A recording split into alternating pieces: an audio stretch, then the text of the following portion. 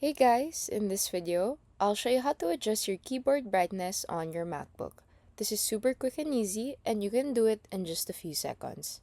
If your keyboard isn't lighting up or it's too dim, this is how you fix it.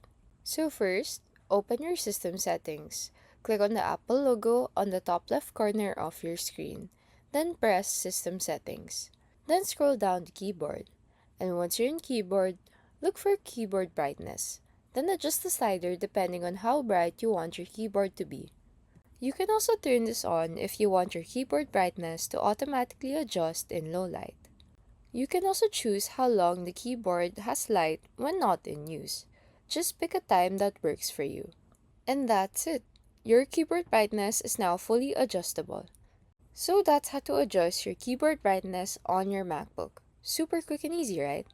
If this video helped you, feel free to like and subscribe for more quick tutorials.